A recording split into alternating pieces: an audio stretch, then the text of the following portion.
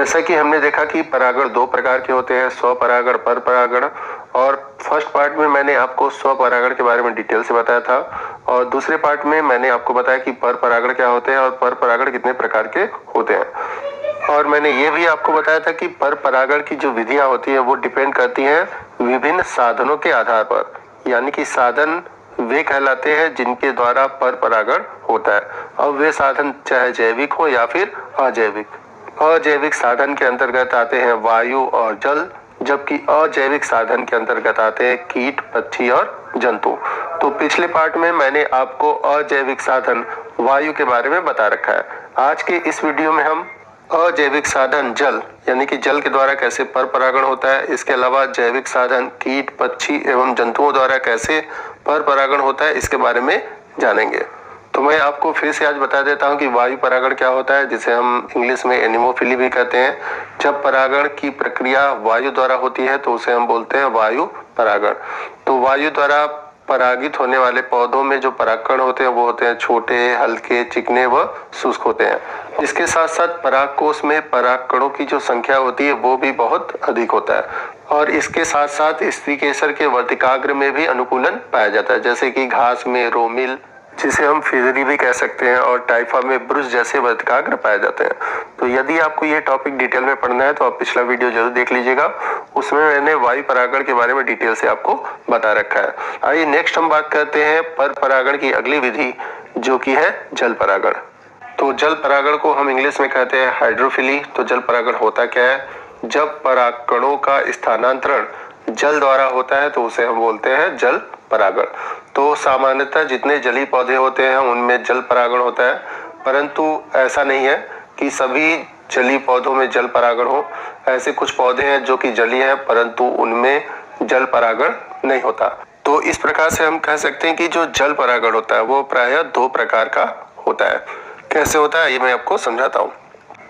जैसे ये मान लेते हैं कि एक पानी की सतह है, तो एक तो पौधा ऐसा होगा जो पानी के अंदर पूरी तरह से डूबा हुआ होगा, जैसे कि वेसिलिनेरिया, जो कि पानी के अंदर डूबा होता है। दूसरा ऐसा पौधा है जो कि आधा पानी के अंदर है और आधा पानी के बाहर हो, यानी कि उसका जो फ्लावरिंग वाला पार्ट है वो पानी के बाहर है, यानी कि इन पौधों का कुछ भाग पानी के अंदर और कुछ भाग बाहर हो, जैसे कि निम्फिया। तो इसमें केवल वायु परागण या फिर कीटों द्वारा परागण होता है, क्योंकि इसका ऊपरी भाग जो है, यानी कि जो फ्लावर है ऊपरी वाले पार्ट में है। तो भले ये जलीय पौधा है लेकिन इसमें क्या है, वायु परागण या फिर कीटों द्वारा परागण पाया जाता है। जबकि अगर हम बात करें, जैसा कि मैंने बताया था वेसिलिनेरिया, आप देख सकते हैं ये पानी के अंदर है, तो इनमें केवल जल परागण ही होता है। तो आप देख सकते हैं कि इसमें आपको मेल फ्लावर और फीमेल फ्लावर दिख रहे होंगे। तो मेल फ्लावर से परागकण निकलता है और फीमेल फ्लावर तक चला जाता है। ये तो बात हुई पर परागण के जल परागण की। नेक्स्ट हम बात करते हैं पर परागण की अगली विधि कीट परागण, जिसे हम बोलते हैं एंटोमोफिली। मोस्ट इंपॉर्टेंट है, इसका इंग्लिश में भी पूछा जाता है। तो अनेक प्रकार के कीट जैसे मधुमक्खी, पतंगा, तितली, बीटल इत्यादि, इनके द्वारा कीट परागण होता है। परंतु एक बात का ध्यान रखिएगा, जितने भी कीटों द्वारा परागण होता है उसमें 80% पर परागण मधुमक्खियों के द्वारा होता है। अब यहाँ पर आपको एक इम्पॉर्टेंट चीज मैं बता दूं कि कीटों द्वारा जिन पौधों में परागण होता है उन पौधों के जो पुष्प होते हैं वो प्रायः रंगीन होते हैं, चमकदार होते हैं, उनमें मकरंद, गंध युक्त भाग पाए जाते हैं, जिसके कारण वो क्या कहते हैं कि कीटों को आकर्षित करते हैं। तो कीटों को आकर्षित करने के लिए जो पुष्प होते हैं रंगीन होते हैं, चमकदार होते हैं, उनमें मकरंद होता है। तो इस प्रकार का अनुकूलन क्यों पाया जाता है? तो इस प्रकार का जो अनुकूलन पाया जाता है कीटों को अपनी ओर आकर्षित करना। तो यदि हम बात करें एग्जाम्पल की, तो सरसों हो गया, साल्विया हो गया, आर्किड्स हो गए, ऑक हो गए, इन सभी में कीटों द्वारा परागण होता है। तो आइए इमेज के थ्रू समझते हैं कि कैसे कीटों द्वारा परागण होता है। तो जैसे ये एक फ्लावर है, इसमें पोलन ग्रेन निकल रहा है। तो जब कोई कीट इस फ्लावर पे बैठता है तो उसके पैरों में पोलन ग्रेन या उसके माउथ में पोलन ग्रेन चिपक जाते हैं, और जब ये इस फ्लावर से दूसरे फ्लावर पे जाता है तो उस फ्लावर पे पाए जाने वाले स्त्री केसर के वर्तिकाग्र पर पहुंच जाता है। तो इस प्रकार से कीटों द्वारा पोलिनेशन होता है। नेक्स्ट हम बात करते हैं पक्षी परागण की, जिसे हम बोलते हैं ऑर्निथोफिली। तो इसका भी इंग्लिश में पूछा जाता है, मोस्ट इंपॉर्टेंट है, याद रखिएगा। तो अनेक जो उष्णकटिबंधीय पौधे होते हैं उनमें पक्षियों द्वारा परागण होता है, जैसे कि अगर हम एग्जाम्पल के रूप में ले गुंजन पक्षी जिसे हम बोलते हैं हमिंग बर्ड, और शकरखोरा जिसे हम बोलते हैं सनबर्ड।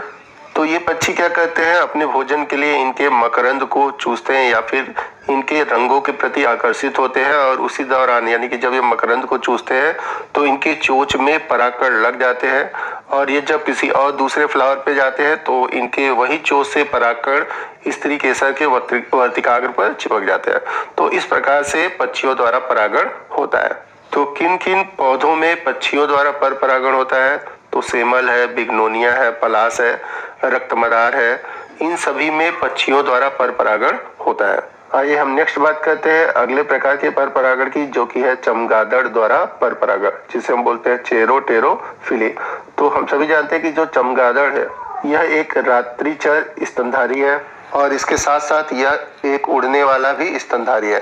तो जब ये भोजन यानी कि मकरंद एवं कीटों की तलाश में घूमता है तो ये पुष्पों तक पहुंच जाता है, और कुछ पौधों में जो पुष्प होते हैं रात में खिलते हैं तथा अधिक मात्रा में इनसे मकरंद स्रावित होता है। तो जो चमगादड़ है इन पुष्पों के प्रति आकर्षित होते हैं। तो आपने देखा होगा कि जितने में ये रात में उगने वाले पौधे हैं उन पौधों के जो फूल होते हैं प्राय सफेद होते हैं और सुगंध युक्त होते हैं। जैसे कि आप रात रानी है, चंपा है, बेला है, इन सभी पौधों को आपने देखा होगा कि इनके जो फ्लावर होते हैं सफेद, चमकदार और सुगंध युक्त होते हैं। तो इस प्रकार देखें कि जो चमगादड़ है इन पौधों के परागण में सहायता करता है। अगर हम देखें कि चमगादड़ के द्वारा किन पौधों में पर परागण होता है, तो उसके एग्जाम्पल है कदम्ब है, कचनार है, झाड़ फानुस है, फिर गोरख इमली है। इन सभी पौधों में जो पर परागण होता है वो होता है चमगादड़ के द्वारा। तो चमगादड़ के द्वारा जो पर परागण होता है उसे हम बोलते हैं चेरोटेरोफिली। तो जैसा कि आप फिगर में देख सकते हैं कि चमगादड़ कैसे परागण में सहायता करता है। तो दोस्तों ये था हमारा आज का पार्ट, जिसमें कि हमने देखा कि कैसे अलग अलग युक्तियों के द्वारा पौधों में पर परागण होता है। आने वाले वीडियो में हम जानेंगे कि स्व परागण के लिए क्या क्या युक्तियां होती है पौधों में, यानी कि क्या क्या अनुकूलन होता है।